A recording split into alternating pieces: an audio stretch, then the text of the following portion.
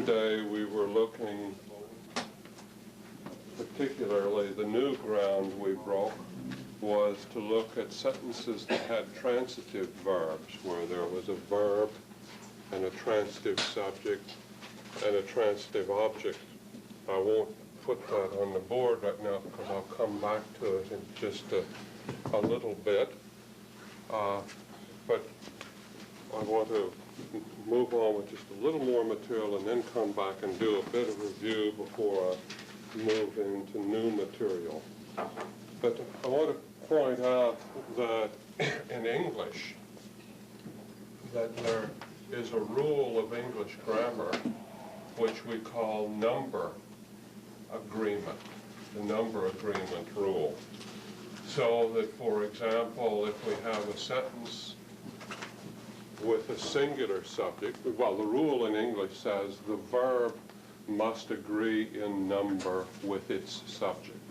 The verb must agree in number with its subject. So if we have a sentence that has Barbara as the subject, Barbara is singular, then we have to say Barbara is tired. We can't say Barbara are tired. But if we have Barbara and Mark, we use the plural verb. So Barbara and Mark are tired. If I say Barbara and Mark is tired, that's the sort of mistake a language learner might make. These, notice, by the way, are intransitive sentences or intransitive verbs, both of these. Well, the verb to be tired is intransitive. You can't say to be tired something. When you're tired, you don't have an effect on, you're not acting on something else. On the other hand, if we had a sentence, well, I'll put the transitive sentences on the board in a minute, but there's a rule of number agreement. Well, if we say Barbara cut up the potato, or Barbara is cutting up the potato, because number agreement's only in the third person present tense. Barbara is cutting up the potato. Barbara and Mark are cutting up the potato, or potatoes there, if you're cutting up or peeling up, and so forth, number agreement. Okay, Alga has a rule of number agreement, but because its syntax is a bit different, you don't say the rule, you can't state it by saying the verb agrees in number with its subject, but you say simply the verb agrees in number with its absolutive noun phrase. The verb agrees in number with its absolutive, or you can say absolutive noun phrase if you want. A noun phrase is simply a noun or two nouns together. Barbara is a noun phrase. Barbara and Mark is a noun phrase. Ni is a noun phrase. Skulle get or skulle ich is a noun phrase. But in Alga, the verb agrees in number with its absolutive. That's a general rule. The only time we don't get that is for those verbs that are invariable. Remember, we talked earlier about plurality, that some nouns are invariable, they don't have plurals, and some verbs don't have plurals. They don't change between singular and plural. Well, to give some examples of number agreement, and I want to ask a question or two here. If we want to say Barbara is tired, see if I've got it right in Western.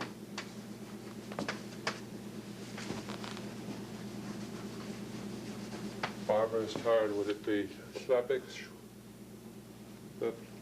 For Western. Schleppig in Eastern would have a short A and an X there, but Schleppig Barbara.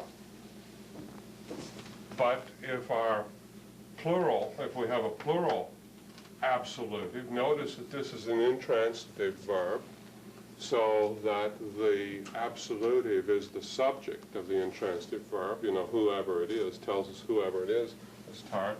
But if we have a plural noun phrase, dip Barbara, an tmark, can I say slebich, dip Barbara, gan tmark? Does that sound okay? Just slebich? No. Needs to be made plural. Slip, slebich.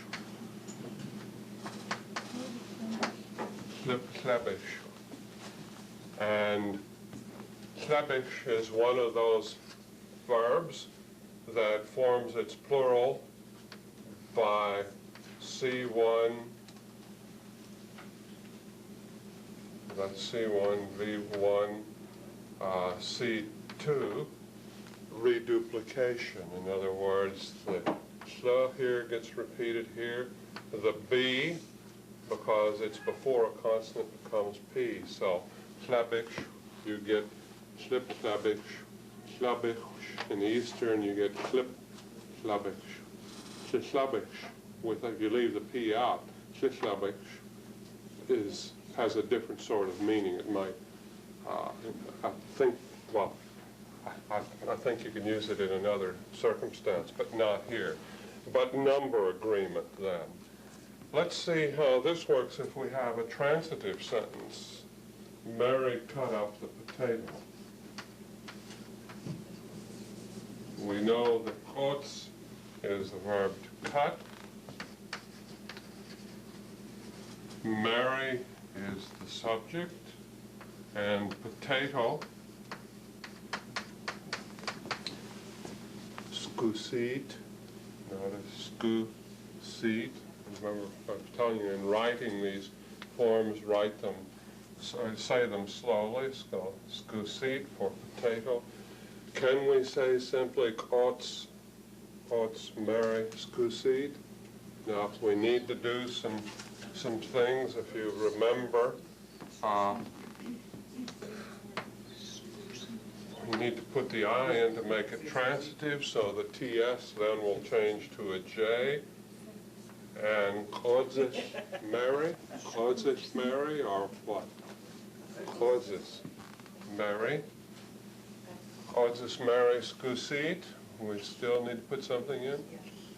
Okay, we need the sl connective. Connective to which tells us that the following word is a common noun, and here the S connective tells us that the following word is a proper noun, and also that it is the subject in this particular case. Now, Mary cut up the potato. How about if we wanted to say Mary cut up the potatoes? Skusit. You know, you don't pluralize, you don't say sich skusit or as skusit, so forth, but Mary cut up the potatoes. Okay, another way. Now how would this go? Good? Good. Oh, by the way, it's a back, okay, here, sorry.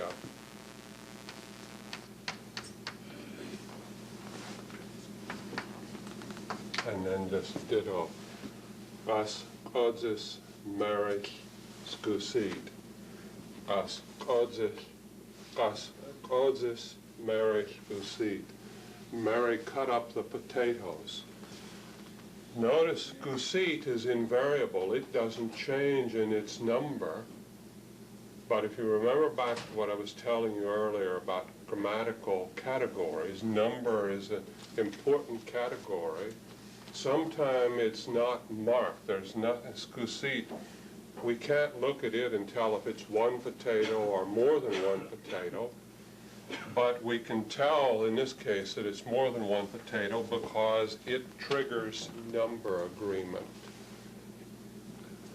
And kots is a verb where it too forms its plural by CV, V1, C2 reduplication. The hardback K O has to be made soft, because you don't say us, odzis. That would be nispa to do that pronunciation, but it has to be made soft, and its soft partner is the back G.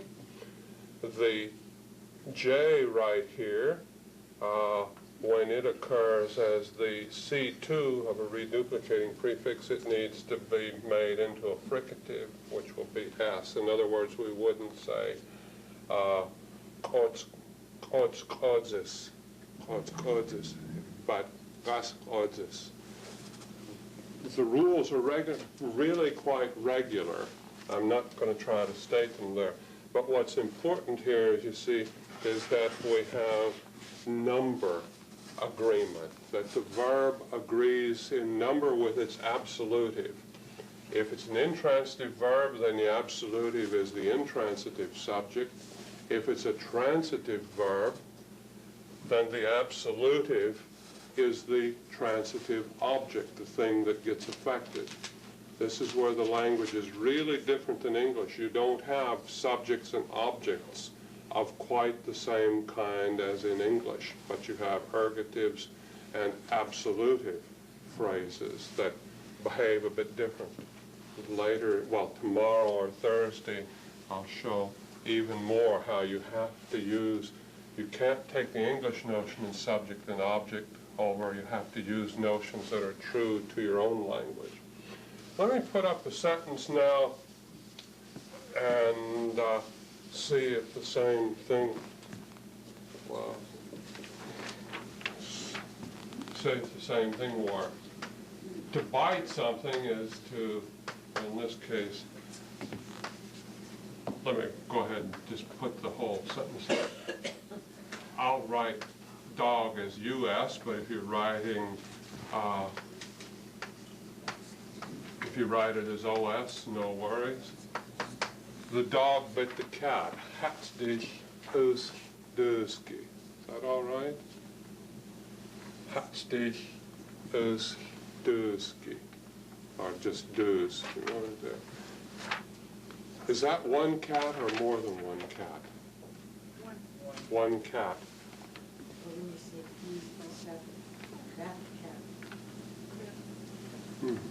Okay, that cat, not the one right here, not deuce, but, or deuces, but deuski, that cat. Or it could be a cat that's not there right now, it could be in the past. How about the dog bit the cats? One dog but several cats.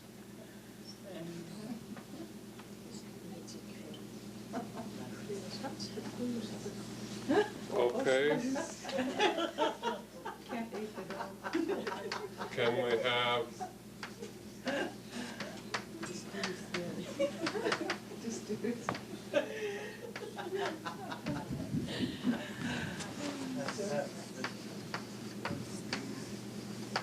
Is this okay for the dog bit the cats? Has hatsdich us duski? Where deuce is invariable, it doesn't change from singular to plural. Remember, there's just a few animal names like dog, us, gyodant, that have plurals. But you can tell that it's plural here because you have a plural verb. And again, this verb, hats, reduplicates by C1 v C2 reduplication.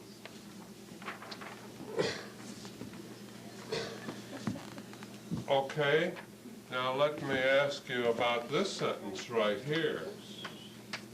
What does this sentence mean?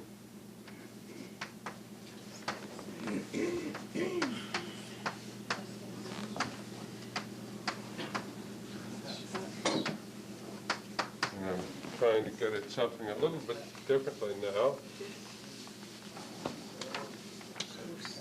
as hat dich, as is du ski. Just right off, what's the first translation that comes into your mind for that? The dogs. The dogs bit the cat. One cat. Mm-hmm. The dogs bit the cat. There.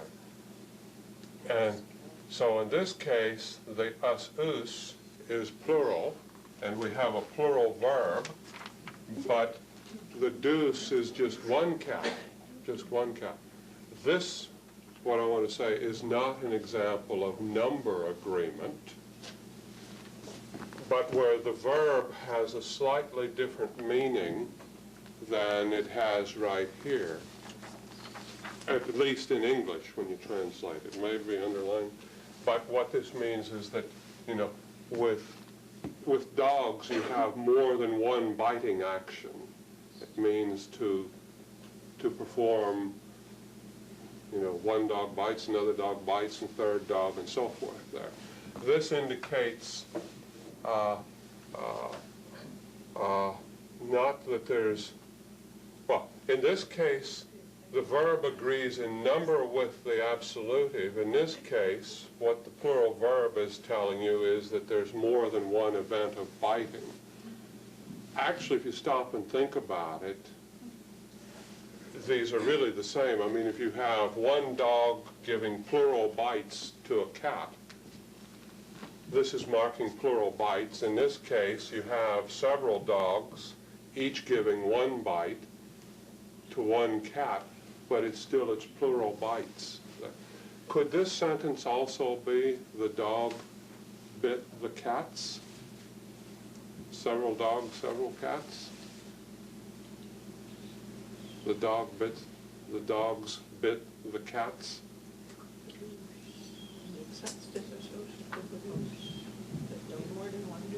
Yeah, could be more than one deuce. In this case, this sentence could have more than one translation. Could either be, you know, it's definitely plural dogs, and it may or may not be plural cats. It will be Cuba or Cuba dues. Yeah, if you have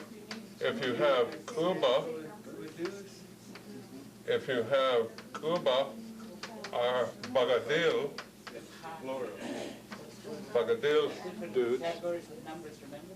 dues. See, in that case, with Cuba and Bagadil, that tells you that there's more than one cat. But I mean, you know, just looking, if you have just plain deuce there, you don't know whether it's singular or plural in this case, except that you know there was more than one biting took place.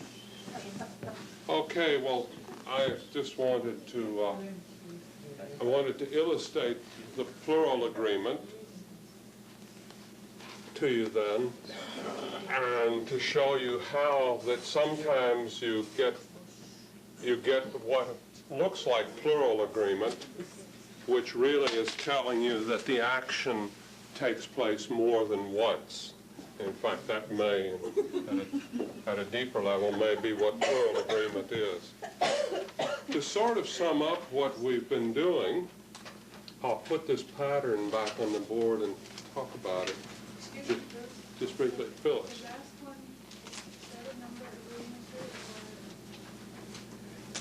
This can be, if duski here is plural, then it's number agreement. If it's, you know, where you have plural dogs, plural cats, then you got number agreement. If it's just plural dogs, one cat, then it's not plural agreement, but the verb is plural actions. And in fact, number agreement may be best thought of simply as plural agreement. Okay, well, to sum up what we were doing yesterday and today, or actually the last couple of days, you can think of independent order sentences as fitting a pattern like this. They have to contain a predicate.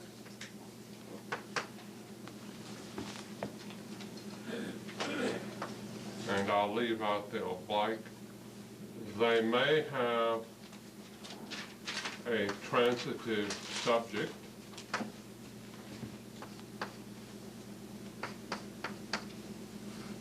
followed by a transitive object or an intransitive subject.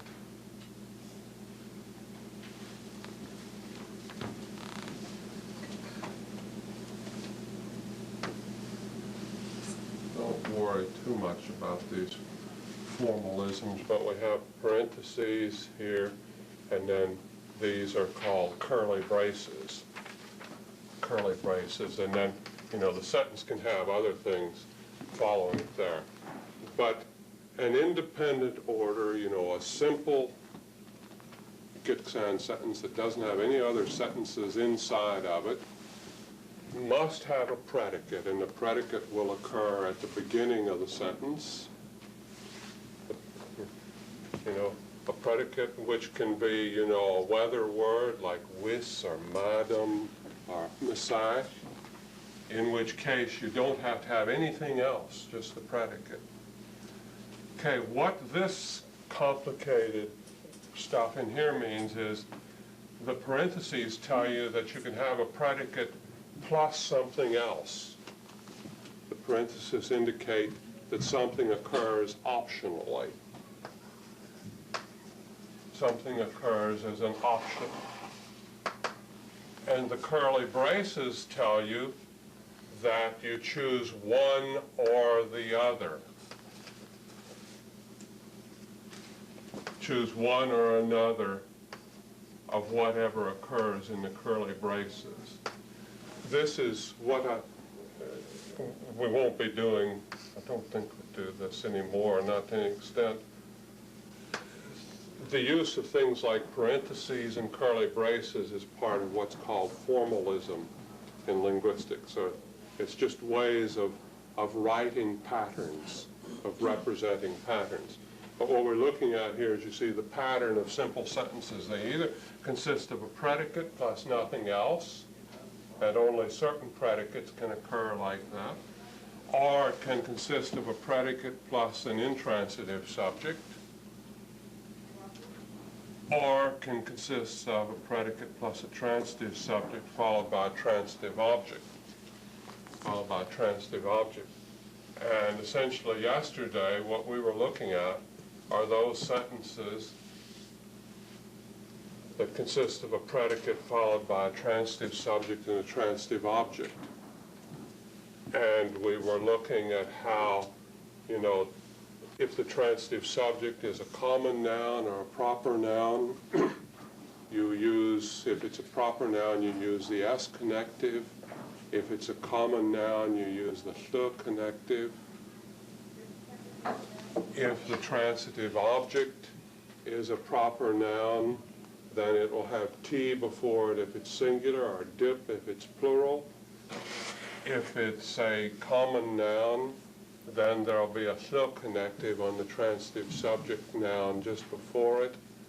And then we looked at the different kinds of personal pronouns, the different kinds of personal pronouns that occur as subjects and as objects. And we saw that there's a set of what we call series 2 pronouns that occur as transitive subject pronouns, and a series called series 3 pronouns that occur as transitive object or intransitive subjects, that is, as the absolutive pronouns. And in that case, they don't occur as an independent word. If you take a transitive verb such as ga'a, to see, and you want to say, I saw my wife, I saw my wife, or ga'a, and my wife would be next, well, put it in Western, nexi. I wouldn't say ga'a ni'i nexi, but ga'a, where I choose, you know, the pronoun from series 2 that's appropriate there, and it doesn't occur as an independent word, but it's suffixed to the verb. just to wrap up before moving on to some new material here, when you're writing, I recommend it's always a good thing to slow down and try to say the words, very slowly, because things like the hl connective particularly, and the t singular proper noun thing, don't have much sound to them, and they tend to get lost. And if you don't slow down when you're writing right now, you'll miss it and leave it out. And then when you read it back, it doesn't sound right to you because there's something missing. But they are extremely important, the connectives. On the other hand, the S connective, as in odzis Tom Schnexy, Tom saw his wife. The S is pretty prominent. Tom saw my wife. Yeah. No, Tom cut my wife. Gas Tom. Gas Tom Schnexy. Gee whiz. I hope you're not thinking of No, that's not even a Freudian slip. That's just where a switch didn't quite get made. But things like the S and the dip are pretty easy to hear. I never see them get left out. But the hl's are quite often get left out. T's often get left out. Yeah, or the T that you have before, those quite often, where it's really not the same, where it's the he, they often get left off. Okay, now I want to move on to some more material, and there's a handout.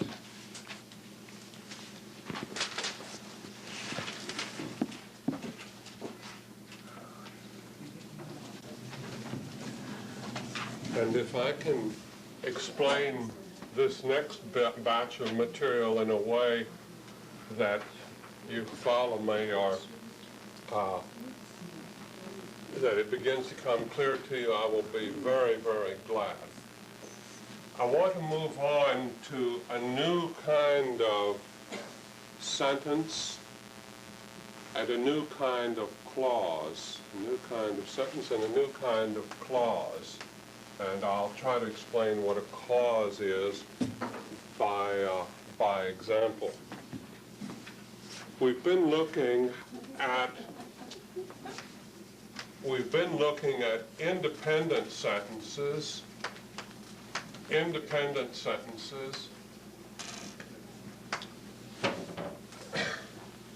I want to move on, or what's called the independent order of sentences where the verb and the noun phrases are in what's called the independent order. I want to move on now to what is called the dependent order. Sentences in which the verb and the noun phrases are in a slightly different order, and sentences that occur inside of other sentences. And again, to look at English or other languages, a sentence that doesn't have any other sentence inside of it, that's just a simple sentence, is what we call a simple sentence, and it generally will occur in the independent order. So in English, something like, I saw the man. I saw the man would be a simple sentence.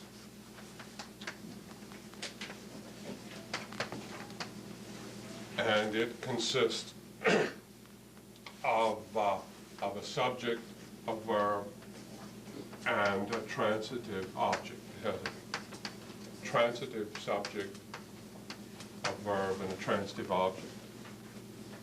And it has to occur in that order. If you say, the man saw I, it means something different, and really you should change the I to a me there. But a complex sentence is a sentence that has another sentence inside, has a sentence inside of a sentence. So we can say in English, I saw the man shoot the deer. I saw the man shoot the deer, where we have what in English is called the main clause. I saw the man shoot the deer. I saw the man shoot the deer is the main clause. But inside the main clause is what's called a subordinate clause.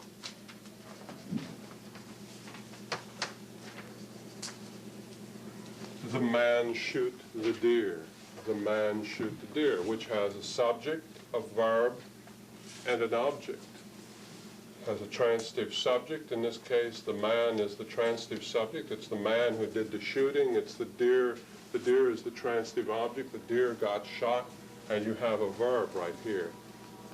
See, we have a sentence that doesn't look like an independent sentence in English. You don't say the man shoot the deer just by itself. You would say something like the man shot the deer. But when you put it inside of another sentence as a clause, when you subordinate it, it becomes, I saw the man shoot the deer. I saw the man shoot the deer. In Algech, you have similar sorts of phenomena. There are main clauses and subordinate clauses, and for the most part, the main clauses will be in the independent order in which you have the verb first, and let's say if it's transitive, you'll have the transitive subject following, and then followed by the transitive object. Or if it's an intransitive verb, you'll have the verb followed by the intransitive subject, and these two get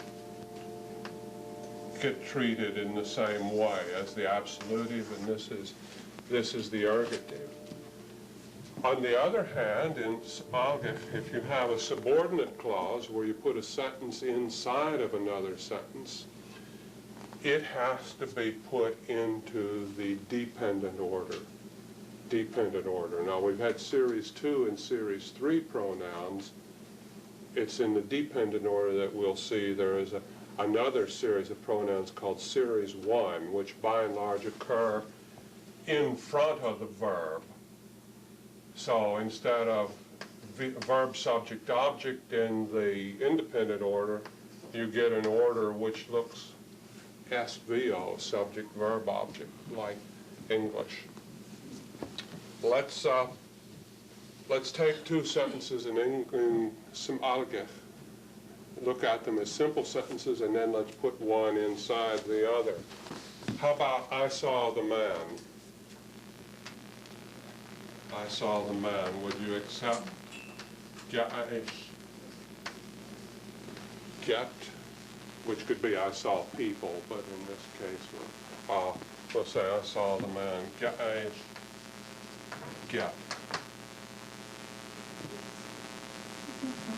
Okay. Okay, now the man shot the deer.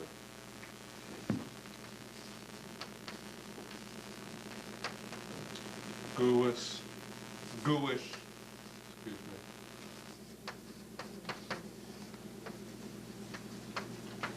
Gooish gets when the man shot the deer. These are both in the independent order. You know, you have the verb first, then the transitive subject, which is a pronoun, then the transitive object, and because it's a common noun, you have the th connective. Gooish gets when. We have the verb with its transitive marker, and get has its transitive subject, and the th connective because it's common. And we have when here because it's the object and it's common, so it's th.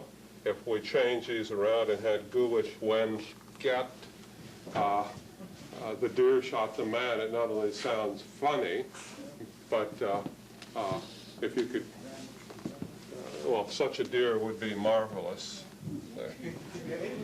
Although you hear some younger people say that when they run into a deer with a car. Yeah, okay, that would be okay in the sense, because guh not only means to shoot, but to run into. Right, okay. Yeah, the deer ran into a man there. Yeah.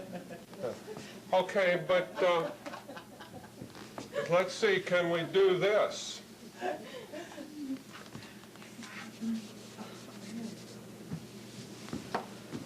I'm going to...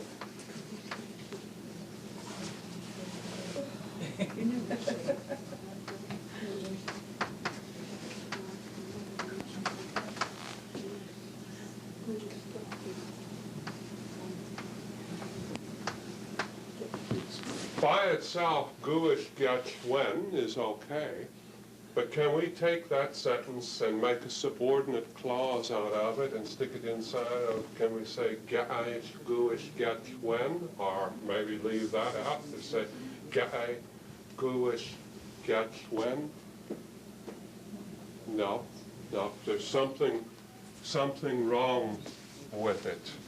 Let me suggest that the way you do it is that you need to, first of all, introduce, so, thank you, you just reminded me that I should be doing Western, which is win rather than will. We need to introduce what I'll call, it's a clause, well, here we'll call it a clause subordinate. It's very much like English that, like the English forms that. You know, I saw that the man shot the deer. But I went, go, get, when. How's this? I went, go, get, when. All right? Am I making any mistakes? Oh, it's wilt. W-I-L. Right. Yeah. Wilt in Eastern. I will get Gitxsan. Okay. If you want to put the gi in there to indicate that that man or the man's not here or that it occurred in the past. Get there will also mean a bunch of people. And could be people as well. Yeah. But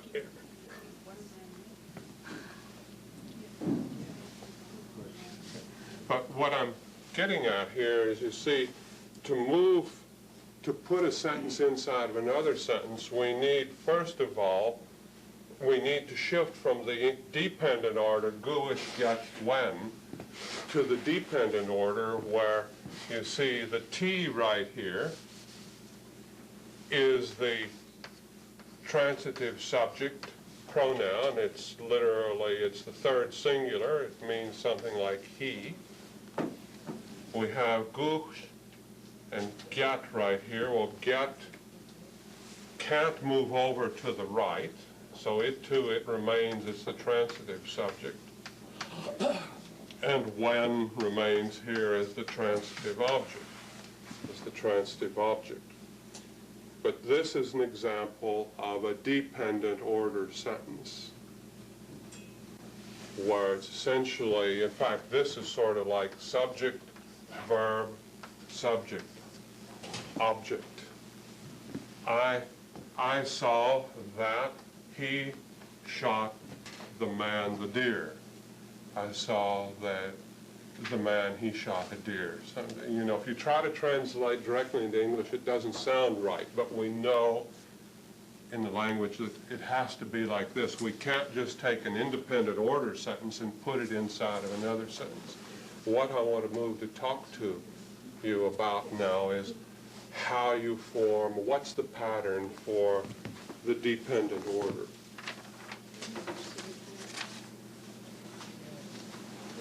What's the pattern for the dependent order? Well, I'm not sure whether that's not clear on that. Yeah, I would. One. It's not too clear because of get being, could either be man or people. We would be saying Gitki. Okay, so to make, Getki would definitely be one man? Yeah, okay. Okay, so it would be best to have the gi in there. Yeah. Otherwise, we saw the people shoot Yeah. the deer. We saw the people shoot the deer. That's just another one of these. It's important to get that sort of thing right because, you know, it changes the meaning of the sentence, and it's no good for me to stand here and say, well, look, this is the way it is, because it simply isn't that way. We want to get it correct. Okay, well, what I want to do now is to look at single predicate sentences. Remember before we had single predicate sentences, and such sentences, you know, the single predicate will be what's called an ambient predicate. It will be a time word like sint or misach, you know, time of the day or time of the year, or a weather word like madam or wis, and so forth. What happens when we, you know, take one of those words and put them inside of another sentence, or we'll see that there is a particle fly,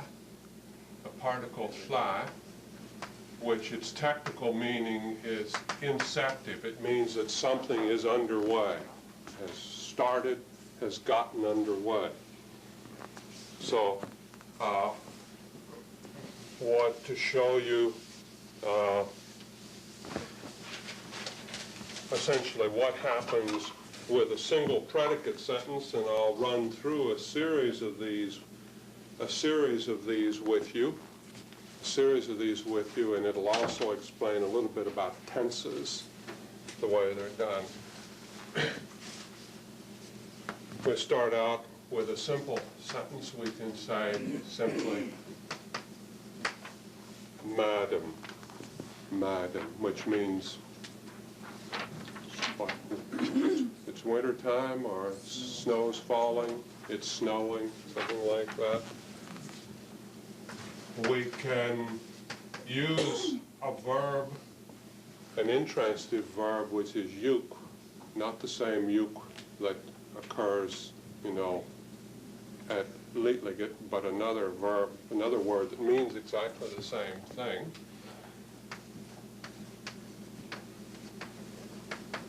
And if we use yuk, you have to have the still connective there, but yuksmadam.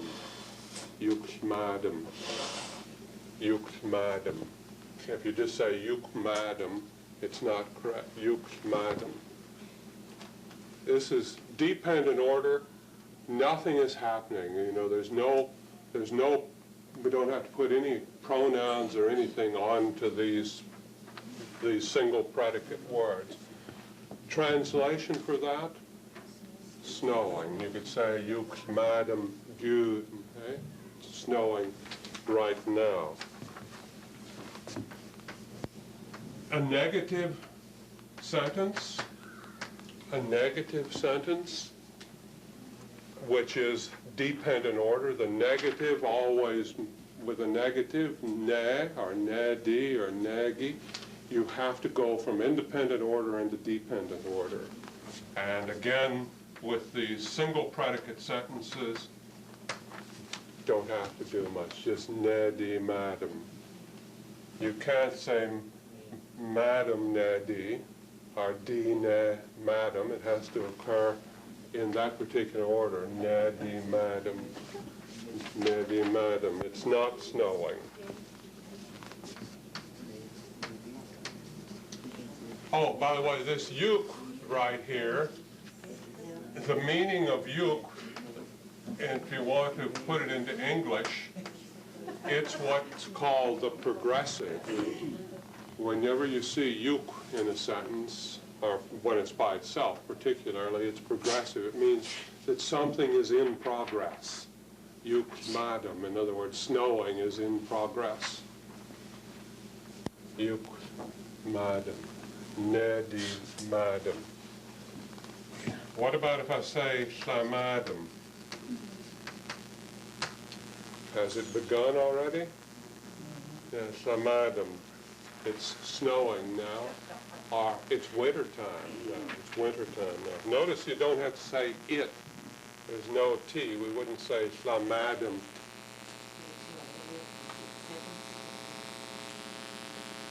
Can't you say that by itself?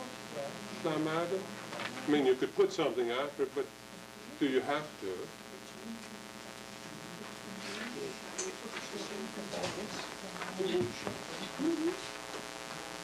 Okay, now, if we just say dim madam,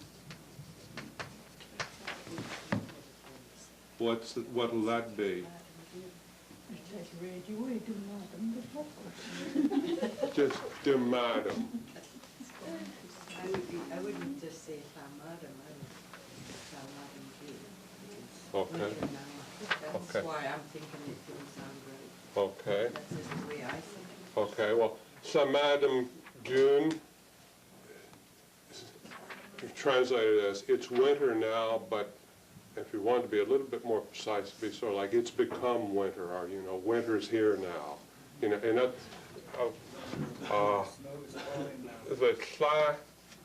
the technical word for its meaning is it's the inceptive, that something, its inception has taken place. Dim madam, simply, it will snow, it will be winter.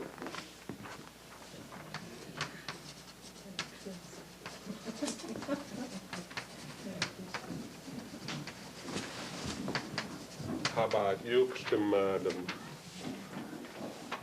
Would you say this? It'll snow soon. It'll snow before long.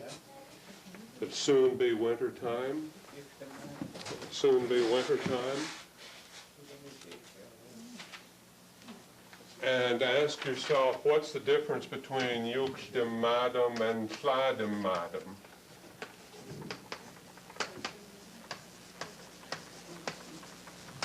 Sladim madam.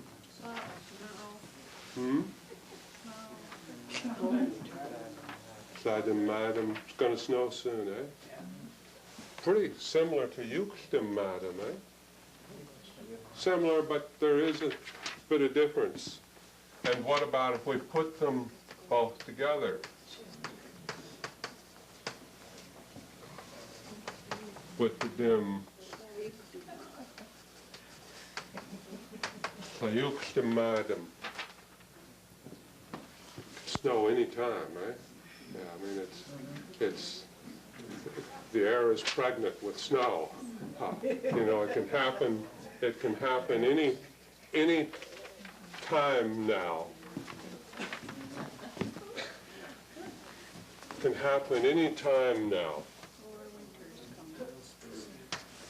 It can happen any time now. Now, I want to, before moving on, I want to say a few more words about this. This is example. These sentences like Gitksan madam, Nedi madam, Slamadam, Gitksan madam, but not that one. These are dependent order sentences, and essentially with single predicates, all you do is put your single predicate, you know, it comes after the yuk, comes after the nedi, after the sla, or if you have sla and yuk and dim all together, it's sayuk dim, you wouldn't say sladim yuk, or dim sayuk, so forth, you know, they come in this particular order here. This also, in passing, I'm not going to have time in the next few days to talk about verb tenses and so forth in any detail, or verbs in any detail. I've talked a bit about number agreement in verbs, but this basically is what linguists would call the tense aspect, and the tense and aspect system of Somalic. Tense has to do with time, aspect in the verb has to do with whether it's completed or whether it's in progress or whether the verb is neutral with respect to completion. But if you look through texts, you will see that if you have dim in the sentence or in a clause, you can translate it as future, which is its usual translation, something that's going to take place later than the time you're speaking. But also, when you see dim inside of a sentence, it's going to happen after something else that's mentioned there. So there is no past, present, and future tense in Somalic grammar. There is only dim, which is future tense, and then if there is no dim, it's either there's an undifferentiated non-future tense, and you can tell whether something's past or present depending on what sort of adverb you use. Today, yesterday, now, 2 weeks ago, to tell you. The other thing about verbs in the language is that this you in one form or another is very common, and it indicates, tells you whether the action signified in the verb or in the whether predicate is in progress or not. You know, it's in progress. It's happening now or happening at the time you're describing it. And the tha, inceptive, tells you that the action signified by the verb or what's in the action signified by the whether predicate has started, has gotten underway. And that's why it's called inceptive. It's just a fancy word. And for people who are language learners, learning that you don't have past, present, and future, and perfect tense quite like English, and progressive tense quite like English, but that you have future, non-future, progressive, and inceptive, and they combine in different ways. That's the verb tense aspect system for Somalic, and anything you can say in English, you can say in Somalic, but translating from one to the other involves learning this system and what the equivalences are. And I won't try to give those to you just right now. Any questions? The single predicate sentences. Okay, dependent order. No worries so far in not having to do anything fancy. Now if we begin to move to sentences that have an intransitive verb as their predicate, remember an intransitive verb is a verb that signifies some activity or event, and with an intransitive verb you have to have an intransitive subject, which tells you, you know, who performed that activity or initiated that event, so forth. It is going to snow, right? It's going to be winter.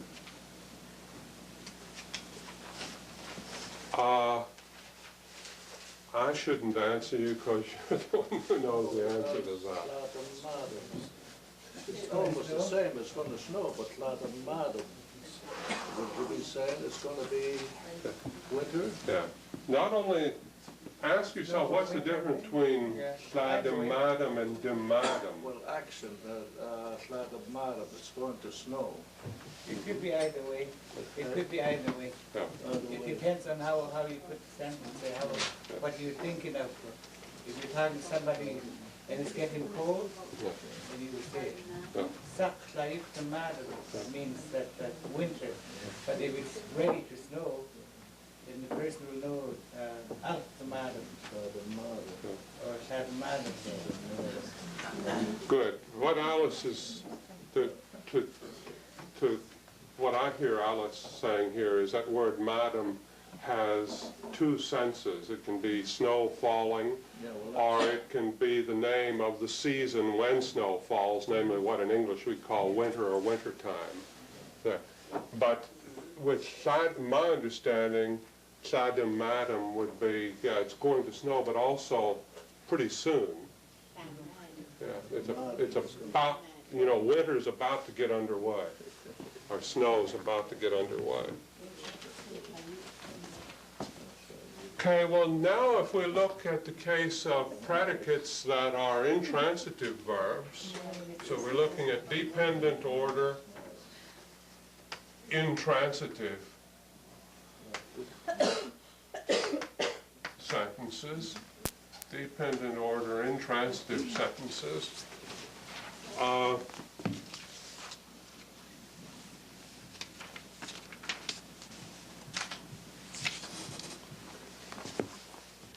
They're a bit different. They require us to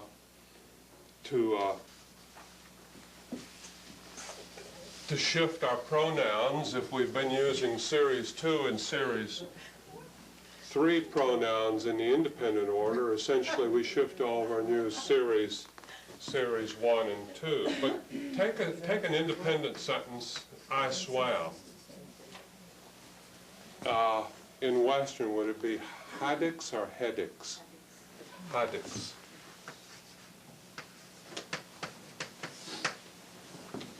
Haddix, ni, I swam. This is independent order.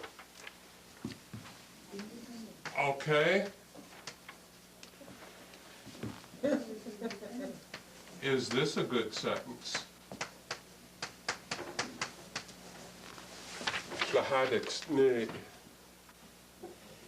No, you're laughing. It's not a good sentence, and it's what I'm trying to illustrate here. In this case, you see, we have our verb, and the absolutive has a Series 3 pronoun as its intransitive subject, as its absolutive. But if we use this inceptive particle "sla," which means, you know, to get underway, to incept, I guess, to incept, you have to shift from Series 3 to Series 2. So, sahadixi. No, I'm doing it right now. I've started to swim now. If I say sladim hadixi, it means I'm about to do it, eh? But just sahadixi, I'm in the water and I've got it underway.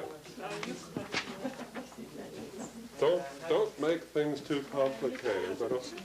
But you're right. If I wouldn't say dimfla hadixi. The dim has to follow the fla, and that's what's on the handout today. The handout has the patterns for you with fla. Okay. What if I want to say, take this as a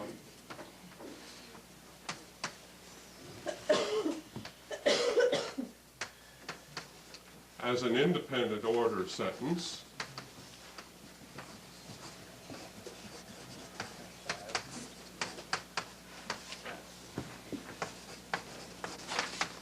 Hasalst dip mare gan llagatsud. Hasalst dip mare gan llagatsud. Mary and the others worked. Well, we have a verb, we have our intransitive subject is like that. And you know, there's no connective after the verb, hasalst. To save myself writing, write that down. And I'm going to save a bit of writing right now. I want to use juk to indicate that they're working now, or they're in process of working. Their work is in progress. Can I say juk hast dip Mary ganzlagatut? Well, we have to add the S connective and our T right here in hasaust will change. Well, the S connective, actually we add IS because it's after a consonant, and the T changes to a D, so we get juk hasaustis dip Mary.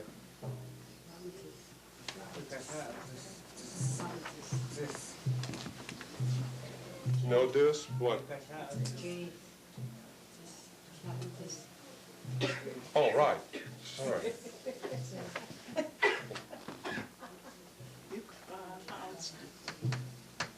You dropped the S there? Hasaldis? Z.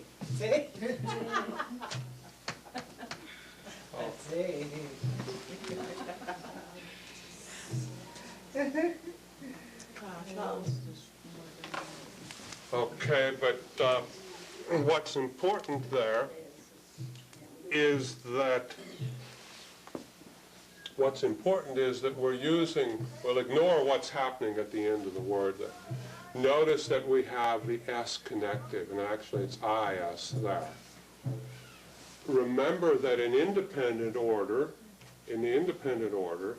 the S connective always tells you that what comes after it is the transitive subject, Odzis maris scusi. In the dependent order, essentially what you do is the noun phrases shift back a position to the left. Shift back a position to the left.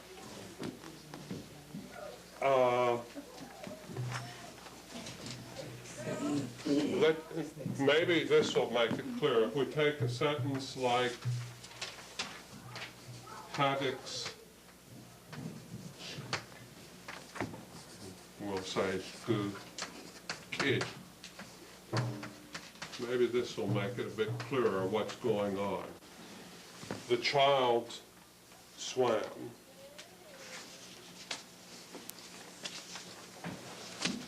The child swam.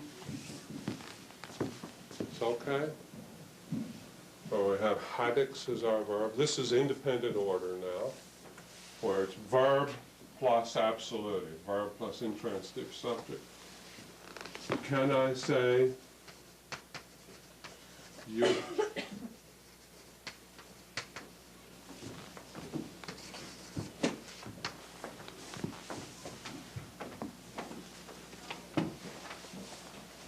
Juk, hadix, good, geht.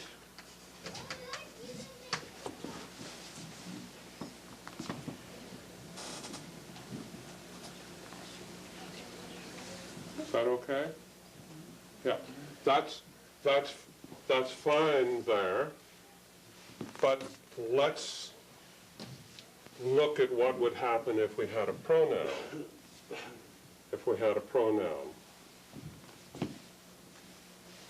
Juk hadix good is. Actually, it has moved over, but because the connective is the, you can't quite see that the pronoun has moved over.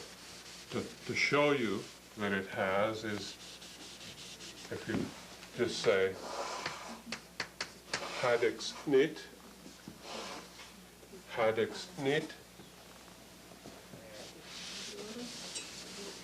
Now can we say juk hadix nit?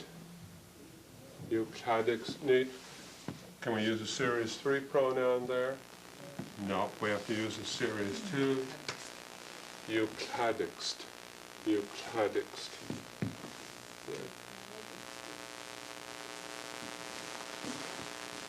Okay, I think I'd better break at this point. so we won't get into the handout, but what we're moving into is some of the more complicated, well, it's complicated trying to describe it in English, in linguistic terms, but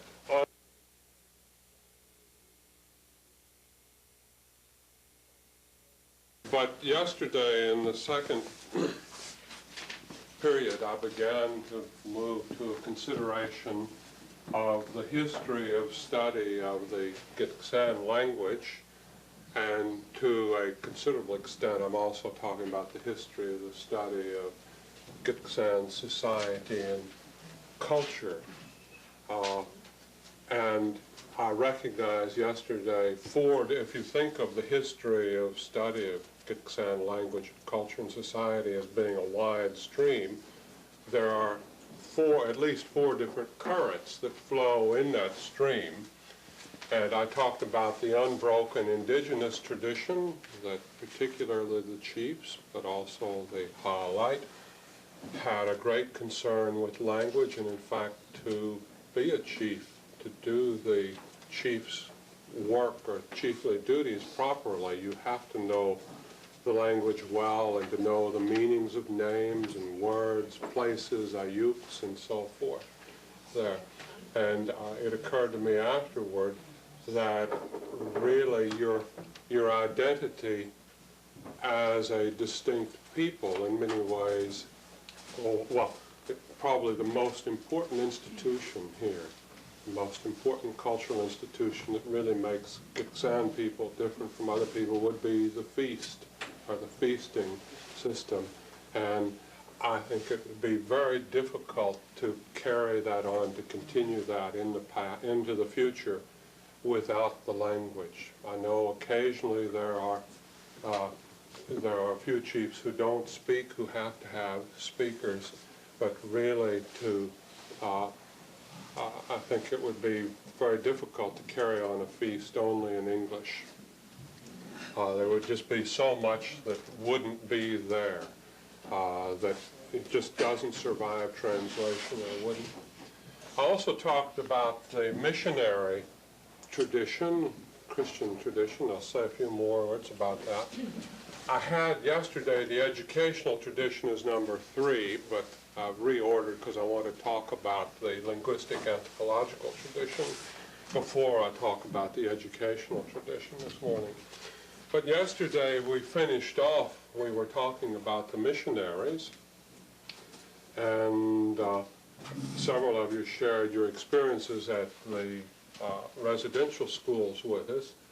But the point I was trying to make is that the missionaries, by and large, had an agenda of their own, which included converting people from heathen to become Christians, but also to civilize people, because they thought Christianity and their kind of civilization was all of one package. They didn't realize that there are other ways to be civilized than to be 19th or 20th century Englishmen, or Anglo-Canadians, whatever you want to call them. And I said that, people like William Duncan, Robert Tomlinson, and here Reverend Price, really, while they learned the native language, did a lot of translation, prepared some teaching materials in the language, that they really weren't committed to the indigenous language itself over the long run. They practiced what we'll call a transfer model of bilingualism, where they saw that the most efficient way to convert people, the most efficient way to civilize people, was for them to learn language, to do translation, and for them to put in an education system basically where they got hold of your children. And by capturing the children in the school, they began the process, as they saw it, of civilizing, which, among other things, meant that people should give up their own language and become only English speakers. Fortunately, that it hasn't happened, or that process hasn't been completed, and many of you don't accept that, and I wouldn't accept that as a desirable outcome either.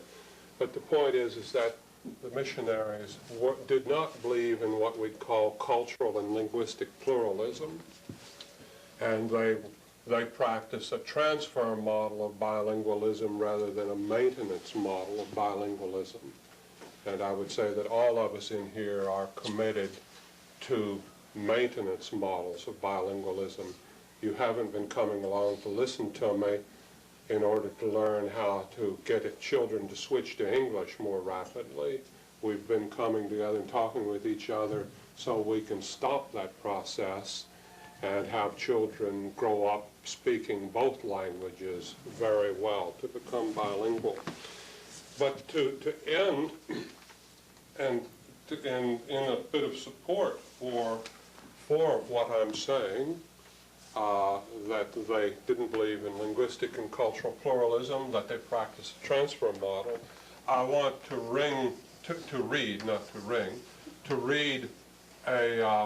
a bit of a passage from a book by Helen, I would say Mailer, who wrote a book called A Pour of Rain. It's mainly about her parents' experience down on the coast amongst the Gitxsan people.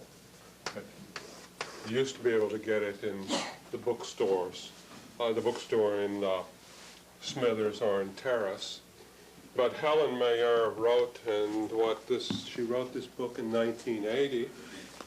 She says, the boys' home, at the time my parents lived near it, housed 25 young Tsimshians who learned something of carpentry and other basic skills as well as classroom subjects. They were taught entirely in English.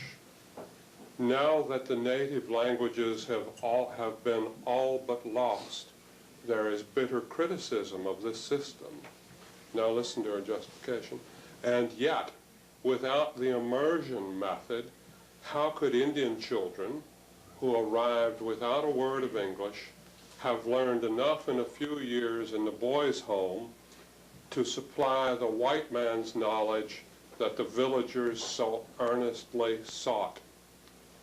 And although our Indian lore does not tell us this, the great impetus towards Christianity and 20th century ways, read civilization, came no more from the missionaries than from the Indians themselves. Here she's engaging in what I'll call a sort of blame the victim. She's saying it's not just the missionaries, but that Indian people themselves chose these ways to give up their own culture and society, their own language. And she ends, she says, and had you been at Tsimshian, would you not have welcomed an escape from the tyranny of the medicine man, the terrors of witchcraft, the inexorable class system, slavery, and retaliatory killings? Now, it's not that those things didn't happen or occur, but essentially what she's saying is that most native people freely rejected their own language, made a free choice to reject their own language and to reject their own ways in order to become monolingual English speakers and to assimilate, to become like white people.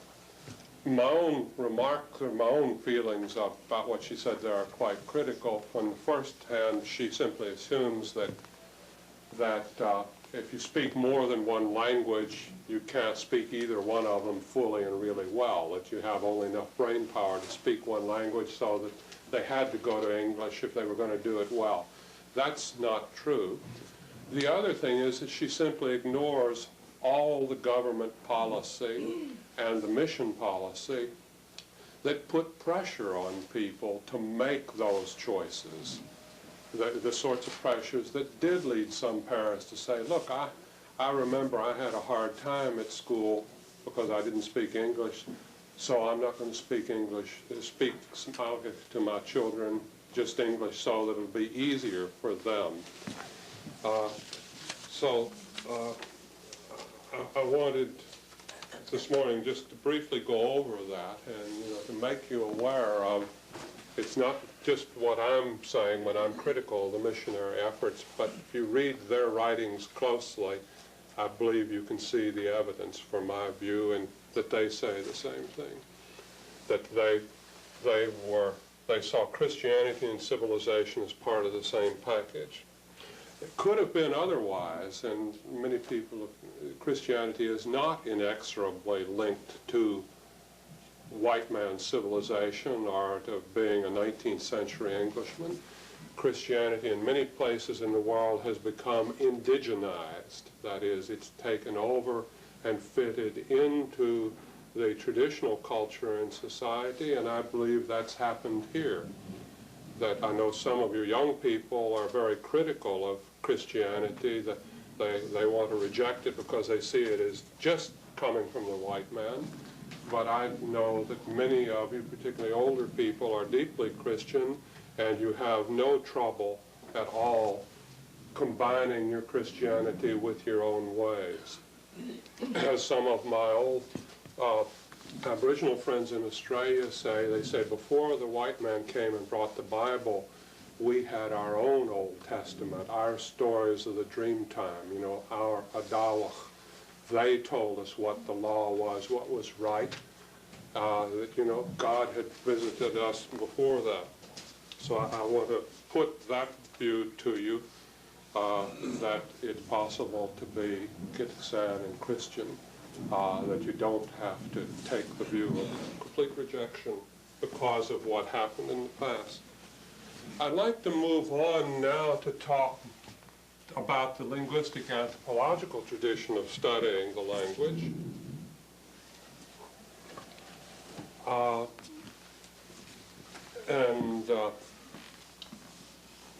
First, should say a few words. I've mentioned this man earlier, who didn't, to my knowledge, he never actually, I don't even know that he met and talked with a Gitxsan person, but the man named Franz Boas, who sometimes is called the father of American anthropology.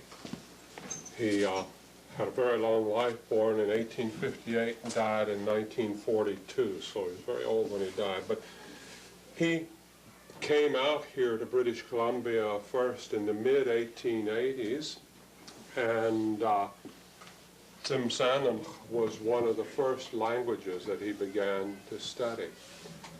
And in about 1888, and certainly by 1891, he was studying the Nishka language. And I know some of you have seen his works, and they're very important to us here because they include a lot of material that's the same as Gitxsan or is relevant. There's a great big thick book called Tsimshian Mythology that was published in 1902 that by and large most of the stories in it, there are some Adawach or Adawak and Antimatash are in Gitxsan or Niskaam, but there's lots of chiefs' names and tribal names and so forth in there. And much of the material for that was actually gathered by a Gitxsan man named Henry Tate, who collected it in his own language and then did much of the translation. Boas also, Tsimshian Mythology is 1916. It's the last one. I should have done that last. To move back in time, there's another book which he published in 1902, that's right, in 1902, called Tsimshian Texts, or Tsimshian Texts, which actually are Nishka texts. They're in Niskaam. The book is about 200, 300 pages long. It has, very long stories, legends I'll call them in it, a mixture of Adawak and Antimatash.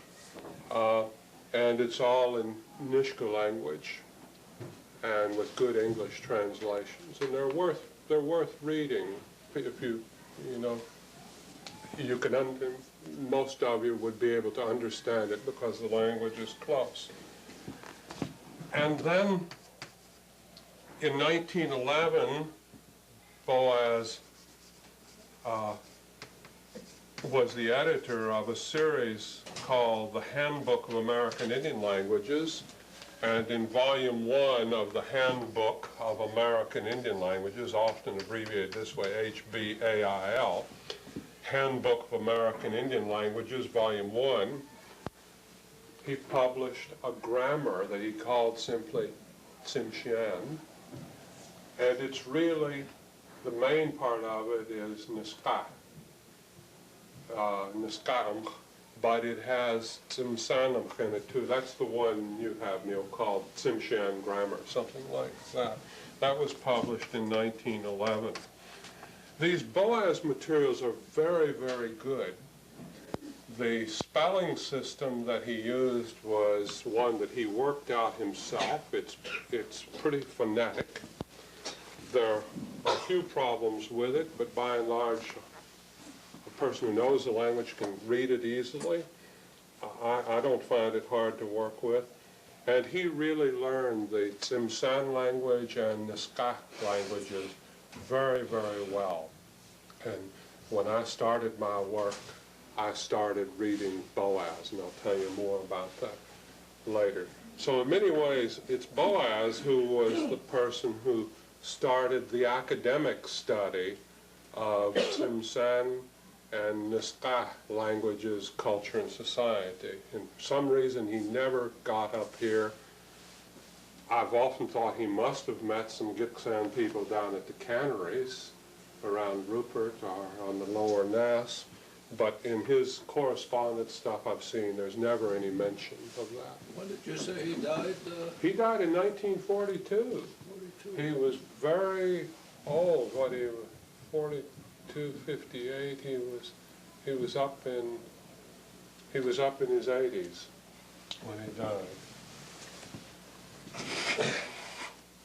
But I mention him as sort of the founder of the academic study. And so in some ways, when I think of myself as an anthropologist, as a linguist, I think of being in his tradition, that he's like my grandfather. Actually, I shook the hand of a man once who shook Boas' hand. Put it that way. But the,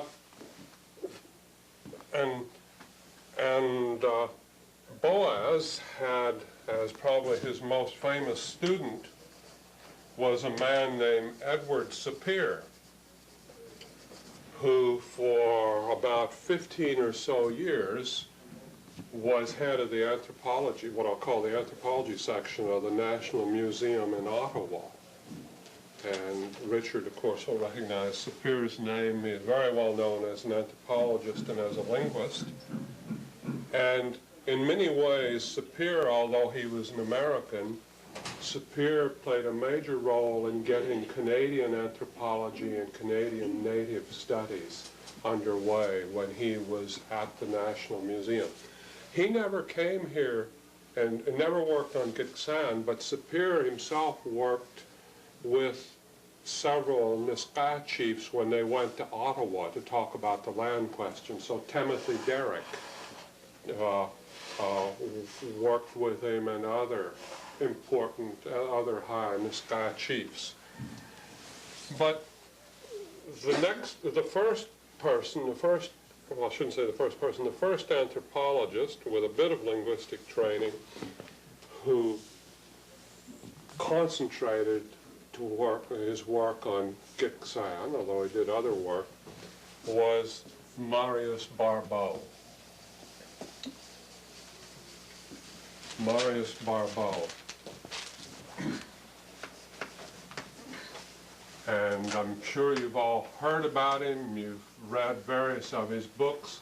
The reason why I mentioned Sapir is because Sapir was Barbeau's boss. And Sapir played a role in Barbeau choosing to work here. And Sapir supported him in his work here. But we really can't understand Barbeau and his work just in isolation, because if not the lion's share, certainly a good part of the work that Barbeau did was done not just by himself, but was done together with William Bainan, who was a Gitxsan man, and Barbeau and Bainan began their work together, their long period of collaboration, in 1914. 1914 is when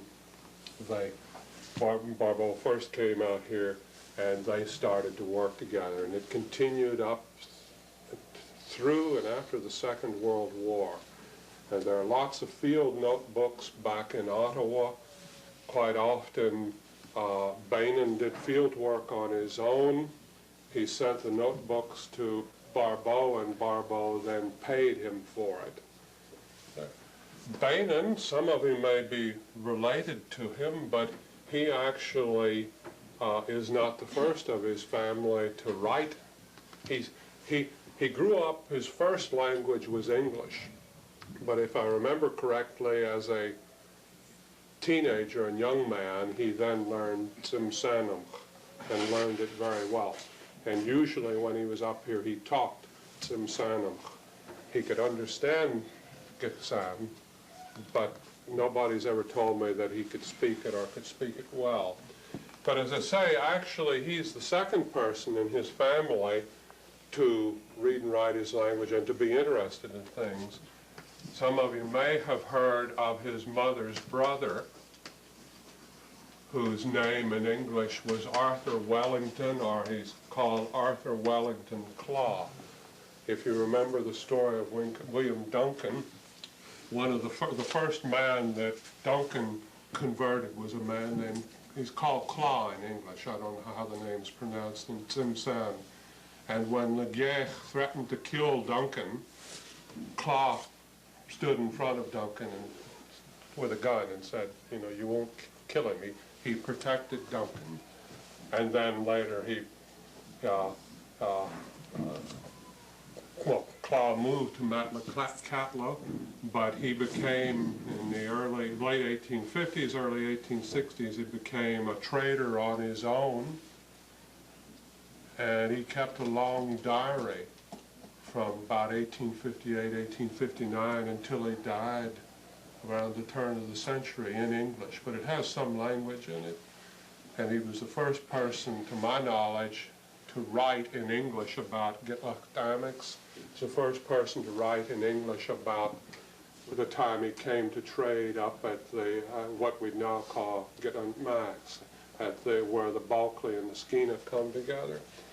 But Claw's sister was William Bainan's mother. So it's a distinguished family, and William Bainan really deserves much more recognition for his anthropological work that he's been given. But in many ways, Barbeau used Bainan and didn't give him proper credit. They, by the way, they started their work in 1914, but it was 1920 when Bainan and Barbeau first came here to do Gitxsan work. It's very difficult looking at their field notes. I mean, if you look at Barbeau's published work, you don't get much indication of just how important Bainan was. It's as though Barbeau was taking all the credit for himself. But if you go back and look at the unpublished field materials, again, it's difficult to untangle them, but you can see quite often that Barbeau simply edited Bainan's notes and then published them under his own name. But the material that Barbeau published is extremely important, and probably the most important work for us is it's a monumental work, really. It's the one called Totem Poles of the Gitxsan, Upper Skeena River, British Columbia. Totem Poles of the Gitxsan, Upper Skeena River, British Columbia. And this morning on the way down, Neil was talking to me about it just on his own, about how important it is, and because it literally is chock-a-block full of personal names, chiefs' names, group names, place names, and other words that, often old, aren't used today, or it gives you genealogies, or there are summaries of a dawah in it, and there's pictures of totem poles. It really, to have that now, if we didn't have that, there would be so much that we just wouldn't know about from in the past. And what is also good is many old people now can independently corroborate that material. But the way that Barbeau wrote the language, he was trained, he did have some linguistic training, but unfortunately it didn't take, and he didn't, he gave it away. And he moved to his own way of writing the system, and the sound that we write as back X, because he was also a French speaker, he used R, so you've seen names like Kitwangar, where he really meant the R for Ch, as Gitwangach there. But it's very difficult often to, you can read, you see a name in Barbeau and try to figure it out, and quite often you can't get it. The other day, Neil asked me for one, and I could figure it out. It was Kek.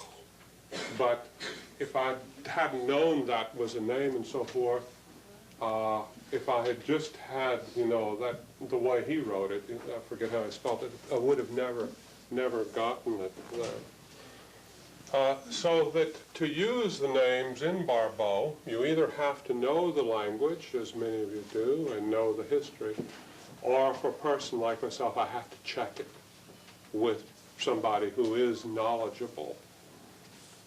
But I myself think that it would be very worthwhile in coming years, as you work on a dictionary and on heritage materials, for a group of people to work on this and to go through and put all the names and words into the modern spelling system. That would give you some very valuable heritage material there. Bainan, by the way, didn't just work for Barbeau. Bainan didn't just work for Barbeau, but he also worked for Boaz. Bainan worked for Boaz in the period from 1932 until 1939. He didn't go back to New York, to Columbia University, where Boaz was, but Boaz would come here in the summertime sometimes, and they wrote to each other, and Bainan collected materials, and he sent them to Boaz, and Boaz paid him. But Bainan collected in this period 250, I'll call them narratives, 250 narratives in Tsimshannoch and in English during this 7-year period. And, he gave all that material to Boaz. Altogether, there's more than 10,000 pages of material. More than 10,000 pages of material that Bainan collected in that period. And he gave it to Boaz. Boaz had contracted with him. When Boaz died, it went into the library of Columbia University. Into the library of Columbia University. And it was lost because the librarians at Columbia University spelt Bainan's name wrong. They spelt it like this, Benyon, B-E-N-Y-O-N, so that none of the anthropologists knew who this William Benyon was, and the materials just sort of languished there until the early 1970s, when Michael Cross from Alaska rediscovered them. And these Bainan materials have now been put on microfilm, and most libraries, I'm sure UBC and UVic, probably UNBC, would have microfilm copies of this 10,000-page Bainan collection. Again, it's something worthwhile looking at when you have time later. It's Gitxsan language, but a lot of the stories, a lot of the names are the same. There. Okay, well, to move on, talking about this linguistic anthropological tradition, there was another man from the National Museum in Ottawa named Harlan Smith, who came here, I think it was about 1926 or so, in the late 1920s. And did field work 1 or 2 summers here. And he never published any of that material, to my knowledge, but he left some manuscripts in Ottawa,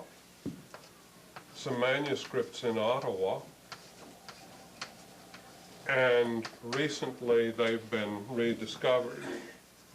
And one of the manuscripts that Harlan Smith left is called Ethnobotany of the Gitxsan Indians. Ethnobotany simply means what the Gitxsan people know about plants, their own indigenous scientific knowledge of plants.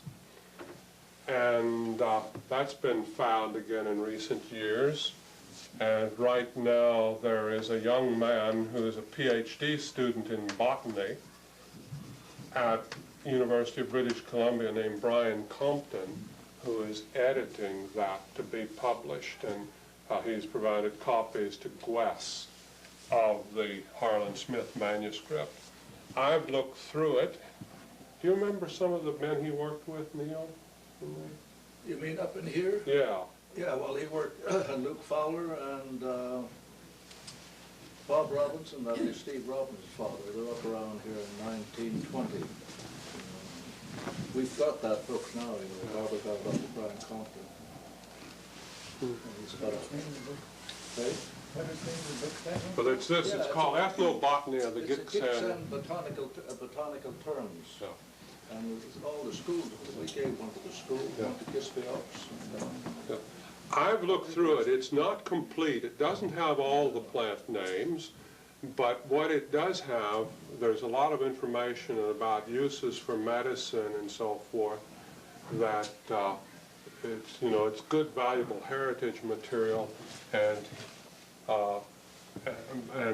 unfortunately a lot of the spellings aren't very good, but I've been working on them, and I'm sure you guys will work on them too. Yeah. After Bainan and Barbeau and Harlan Smith, there really wasn't, well, there wasn't any significant work or not numbers of people coming from outside to work here until the 1960s. Richard? Leslie Gottesfeld is also trying to fill in the gaps in the Harlan Smith work too. Okay. And she's carrying Is that a collection. D or T at the end? T, Yeah. DT, I can't. Leslie Gottesfeld, who I does, think it's D. it's an ethnobotanist. Ethnobotanists are people who study the botany of other people. He also worked around here. There was people he worked with in Kitwingar too, in this book that we... Smith, yeah. Yeah. Okay, good. So here are two people now who are working on plants here and using this earlier material. The next people who I'll mention who came here to work, who were not linguists, they were anthropologists, came first about 1964 or 1965, and they were husband and wife. John Adams is the man, and his wife's name was Alice Kazakoff. Alice Kazakoff.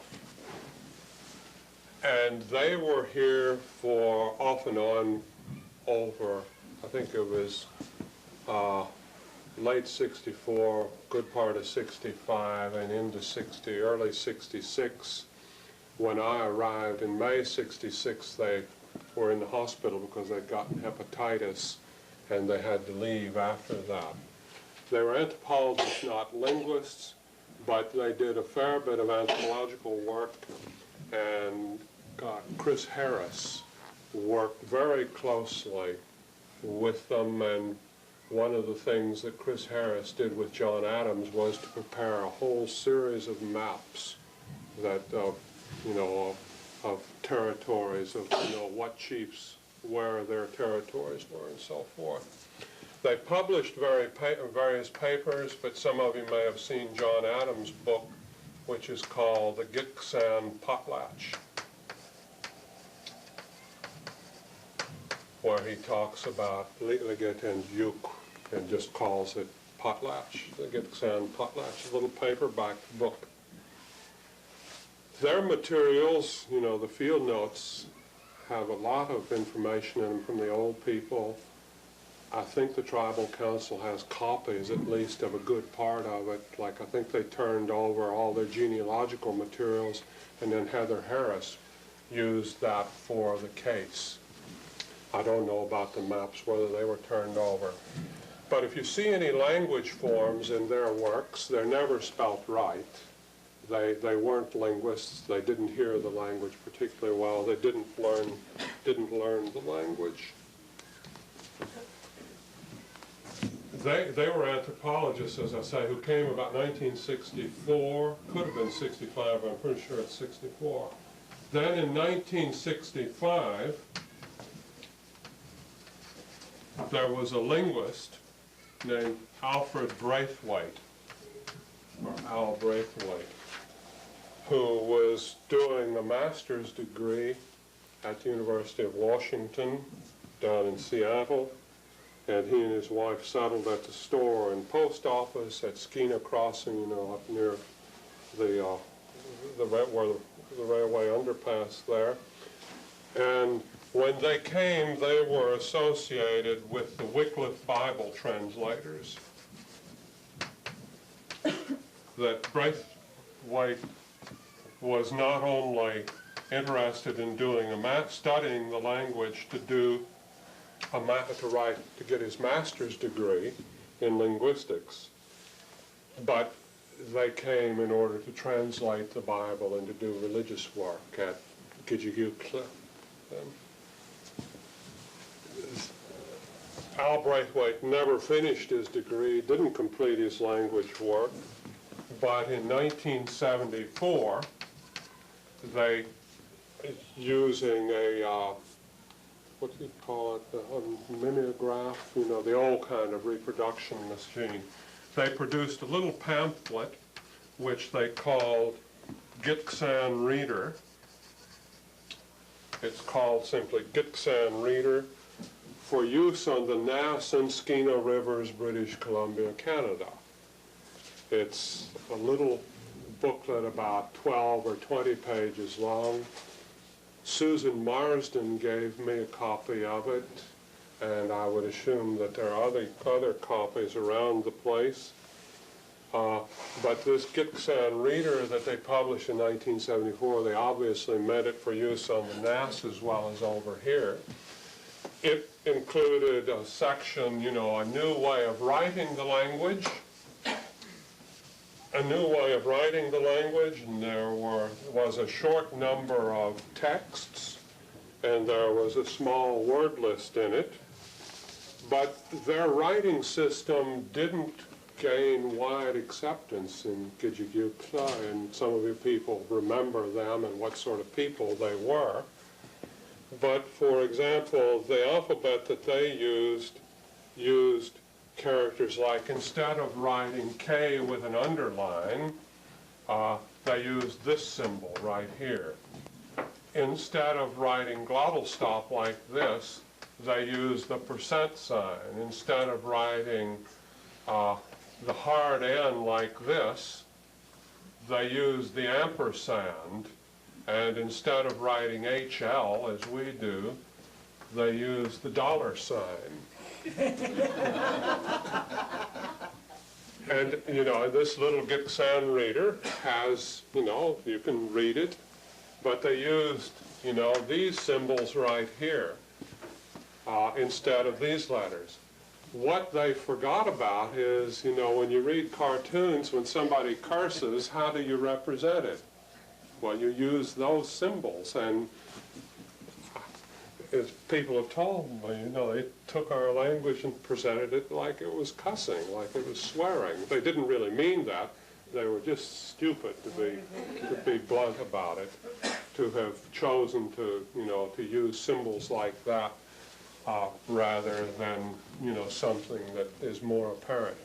Because you see, they muddied the waters that way, and they really made themselves to look silly then.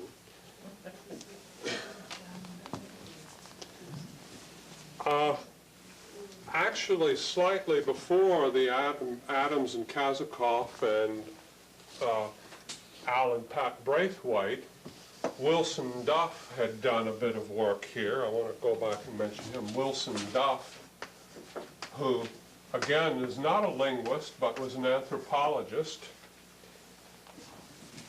And in 1959,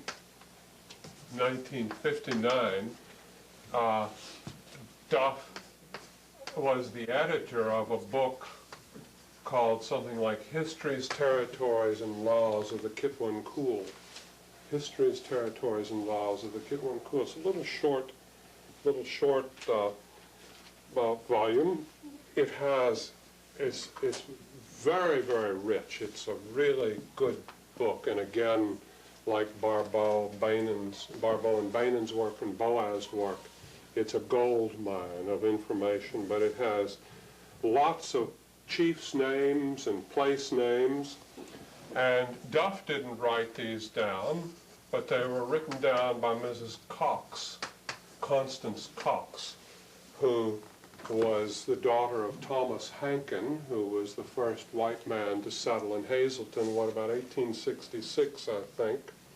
And some of the older people actually knew Mrs. Cox, but her brother was Arthur Hankin. She was a Hankin then before she married.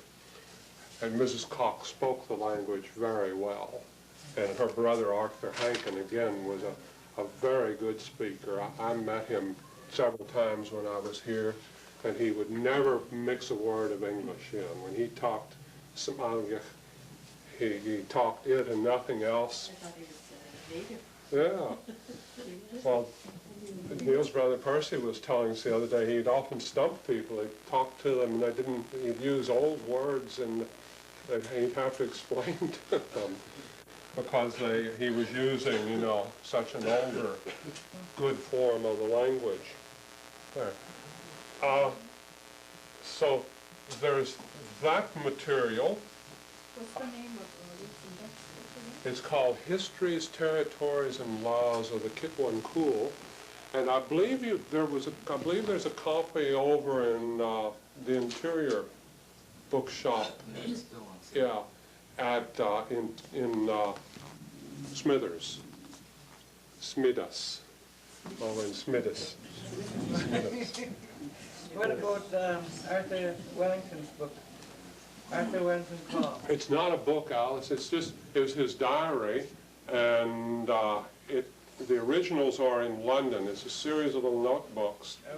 There's photocopies here now, and I understand that Bob Galois, who did, you know, some of the history work for the Tribal Council on the case, I understand that Bob Galois is going through the Claw diaries to work them up, and I'm about to send him a letter asking him that if there's any language words in it to let me see them and have a go at trying to interpret them, so forth.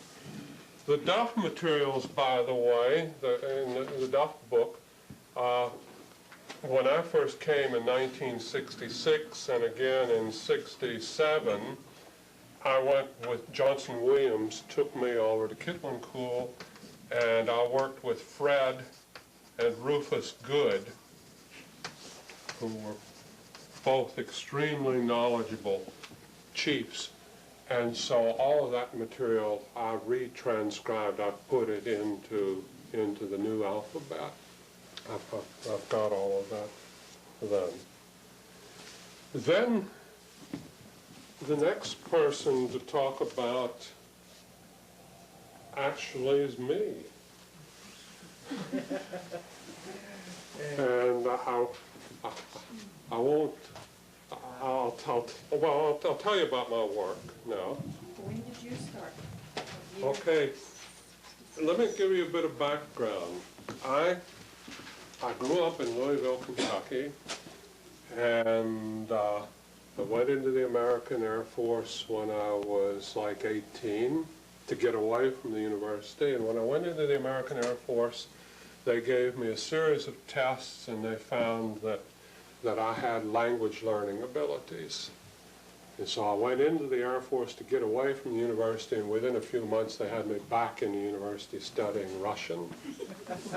And I became a Russian translator in the American Air Force. I was there for 2 years, from 56 through 58. And it really turned me on to studying languages and to linguistics. And when I went to the University of Louisville to finish my degree, one of my Russian teachers was a student of Edward Sapir, and he taught me a little bit of an Indian language, and I did anthropology, and I really got turned on to anthropology and linguistics. I then went to the University of Oregon in 1961, and from 1961 through in 1961, I started working in a language down in Oregon and Washington, the one you would call Tligidat, Klickitat, Sahaplin. And I will still work on that language. And I started working in 1961, and I went to the University of Toronto in 1964, was my first full-time teaching position. I went there as a lecturer, and then I became an assistant professor the next year, 1965. So I was in Toronto, went there in 1964. And I thought we would be staying in Canada and, make my life there and so forth. And so I wanted to take up work on a new language. I wanted to study a Canadian language. I wanted to study a language in the Northwest because I had experience in the Northwest. I talked with a number of people, what language hasn't been worked on before, and I did a lot of reading myself, and I found that no linguist had ever studied the Gitxsan language. I of course didn't know about him, and he was really getting underway at the same time. So that Wilson Duff and I corresponded. And actually, in about 1965, I started to read material on Nisga'a language in preparation to come here. And Wilson Duff told Chris Harris about me. Wilson Duff also made a tape for me from Jonathan Johnson. Jonathan recorded a word list and told about his house territories and so forth on the tape, and sent that to me at the end of 1964 or early 1966. And in May 1966, my wife and 2 small kids and I came out, and we arrived in Kispiox in mid-May. And Chris Harris greeted us, and we moved right into one of the cabins that he had there, and we lived there for 3 months. But that's how I came to choose to work on Gitxsan. At the same time, that same summer, I did go down to the coast, and I worked with some Nisga'a people. Anthony Adams was a man I worked with who had been trained by Reverend McCulloch as a translator and printer. And I also did a bit of work in Tsimshanam then. I came back the next summer, and again the next summer. And most summers between 1966 and 1974, I was coming back here. I never stayed as long as I did in 1966, but I would always be here for at least a week, doing more language work. And then I moved to Australia permanently in mid-1975, and so I didn't come back again until 1981-82, and then again I was here in BC for 8 months then. I was up here for 2 months, a bit longer. Then I came back for 5 weeks in 1986, and I'm back here now, and I hope to be coming back again before too long. I mean, this is part of my life's work. I could, not only as an intellectual project studying the language, but like it or not, you people, your language, you're a part of my life. I suppose to some extent I've become a part of your life. But that's how I came to choose to work on Gitxsan, and have kept it up all these years. And my work has changed. When I came at first, I came mainly just as an anthropologist and linguist to do work, to write, for other anthropologists and other linguists. But over the years, and I'll talk about this a bit more later on, things have changed. When I first came, I never met any young people who were interested in learning to write the language, or who were interested much in the language in the old ways. But things began to change in the late 1960s, and certainly by 1970, that people here became aware of, language shift was underway, old knowledge was being lost.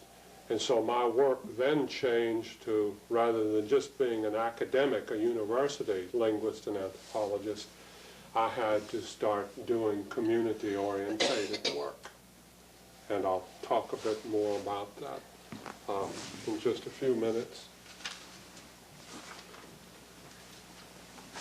Again, to carry on with other people who've worked on the language and the culture here, I'd like to give you some idea of what the material is. You may want to look at it sometime, material that's been published. In 1970, there was a young man named Ron Wickstrom,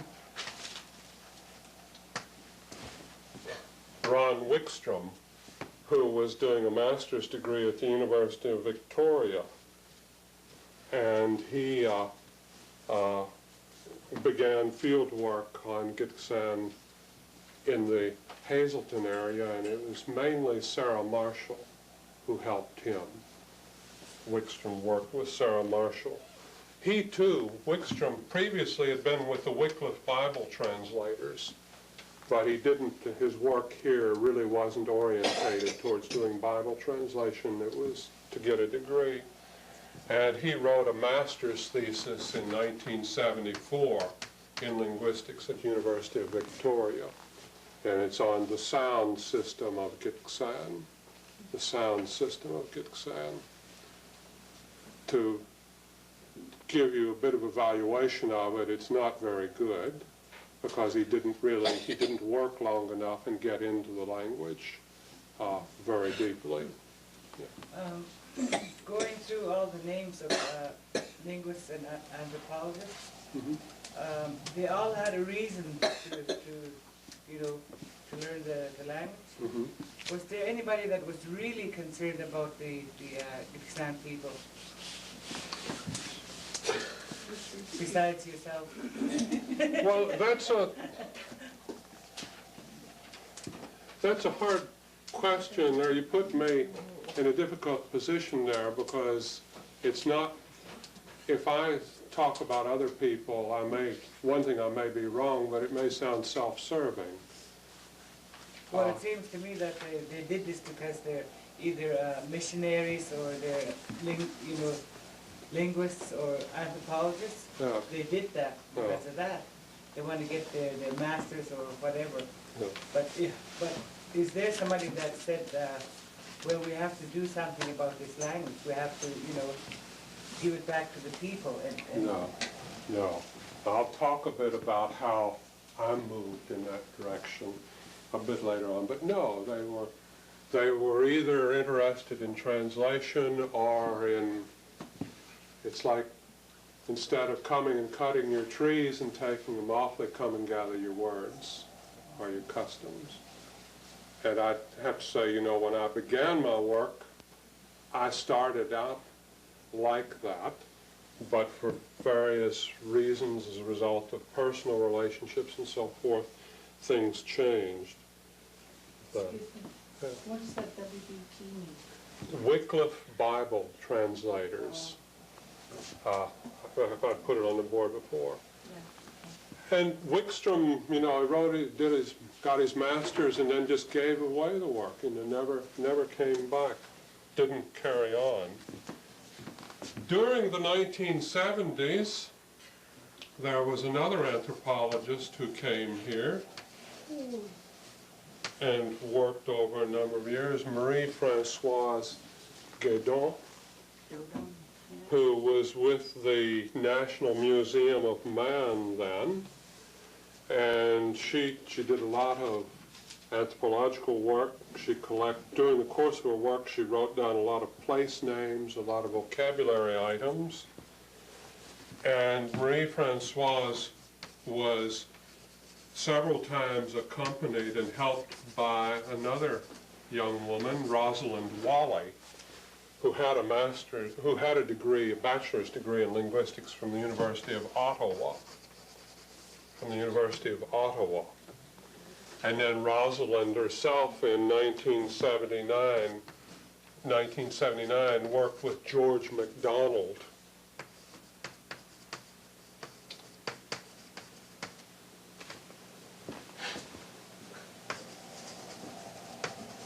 on the Kiplinga Fort National Historic Site. It's here. And Marie-Françoise, I don't think, is still doing anthropological work, but Rosalind came back several times on her own.